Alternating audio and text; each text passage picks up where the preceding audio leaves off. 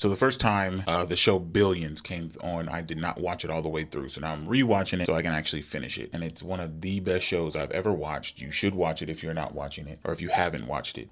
It's some of one aspect of it is just some serious rich talk. Like people just talking about money, doing stuff with money, and talking about money in a way, if you ain't never had money, you might not even quite understand. But the part that I just watched that I thought was kind of interesting was the billionaire and his wife are kind of separating, and they're talking about, and he's under some indictment, so he's coming to the point where they're saying, okay, possibly we may not be able to have as much money as we once had, so we might be able to walk away with about 300 million. Mind you, they, based off of the title of the show, operate under billions of dollars, so they spend a lot of money. So he tells his wife this. Now mind you, both of them come from nothing. Both of them come from the street, so they really just pulled themselves up from the bootstraps, if you will. He goes, probably gonna walk away with about 300 million, and she's just like, sad to say, but I don't think that's enough. And I'm just like, that is crazy to be in a position where $300 million is not enough to live off on. It's them two and their two kids, and their two kids are like probably under 15.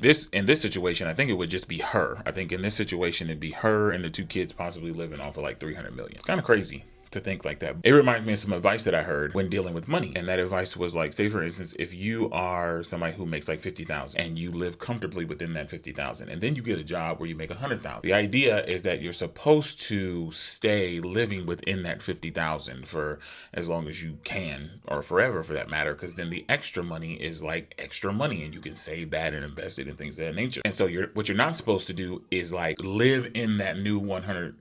You're not supposed to spread out your life into that new 100,000. It's very difficult and many can't do it. And this is like advice from rich people. But then I look at this and I know that this is a show, but it probably is, indicative of what people do when they have money. You're going to live in your new millions or billions. You're going to spread out into it, because how in the world do you come from nothing? You know what I'm saying? In one episode, she's showing her kids, who are just raised in money, who don't know anything, how her grandma used to have to take her down to like the beach and use their feet in the sand to like get crab or clams or something like that, and what they caught is what they eat. You go from that to not being able to live off of $300 million.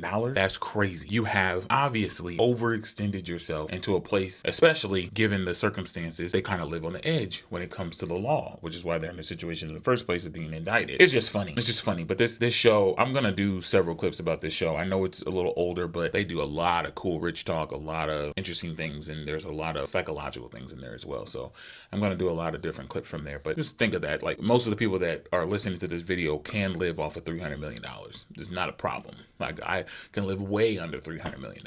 So for me, for what I've known and what I've experienced, you talking about a single mom and two kids not saying, oh man, 300 million is not enough for me to live off of. Okay, so that means you're probably trying to keep a hold of your beach house and your house in the Hamptons and your house in downtown New York, and you're trying to keep all the cars, and you're trying to keep your vacations, and you're trying to you need to learn how to back up. And to some extent, it kind of pokes holes in her backstory as to where she came from, where you can't fathom living off of $300 million.